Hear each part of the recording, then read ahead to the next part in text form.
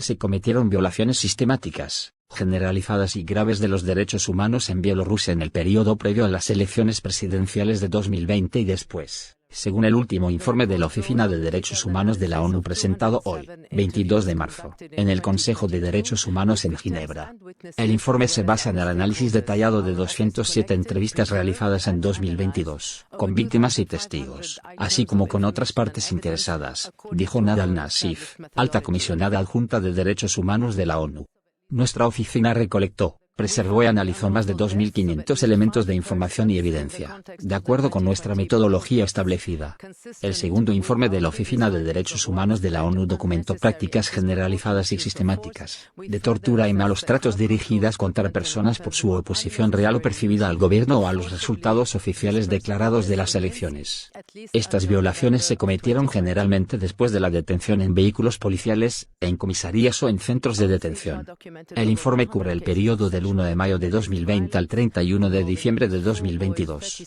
ACNUR documentó más de 100 casos de violencia sexual y de género que involucraron al menos a 4 niños, 36 mujeres y 60 hombres y revisó más de 180 casos adicionales documentados de manera creíble, dijo el alto comisionado adjunto.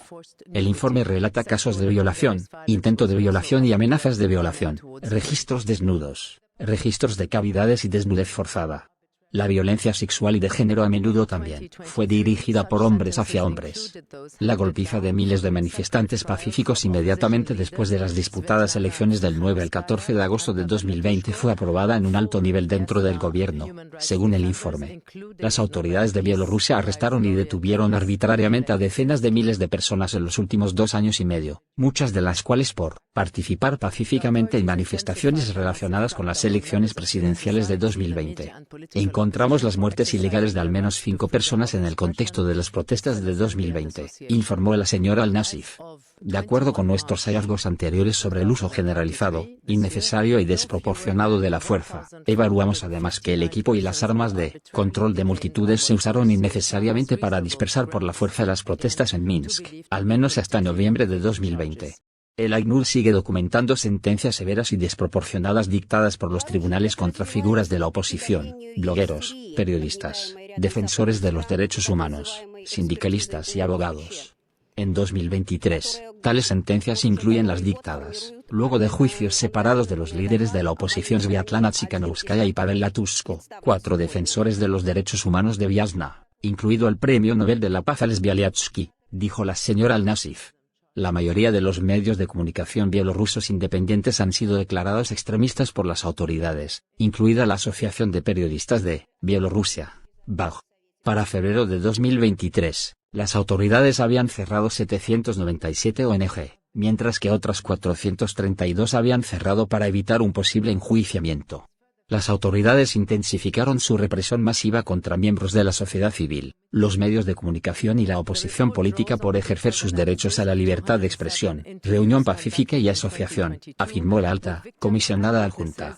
Al 21 de marzo de 2023, este año, no menos de 1.459 personas fueron detenidas arbitrariamente, por lo que la ACNUR tiene motivos razonables para creer que se trata de cargos de motivación política.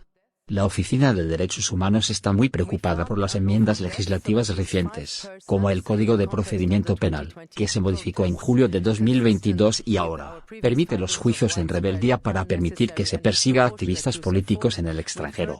La retirada de Bielorrusia del protocolo facultativo del Pacto Internacional de Derechos Civiles y Políticos, PIDP, que entró en vigor el 8 de febrero de 2023, representa un nuevo revés para la protección de los derechos humanos en el país.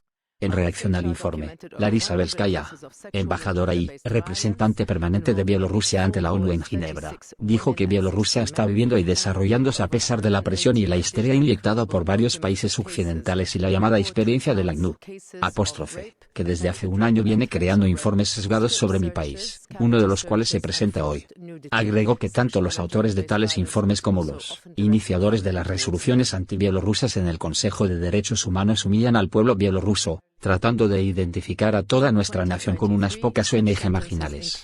El informe insta al gobierno de Bielorrusia a liberar de inmediato a todos los presos condenados por motivos políticos y a cesar todas las demás violaciones de derechos humanos en curso, incluida la represión de la sociedad civil, los medios de comunicación independientes y los grupos de oposición.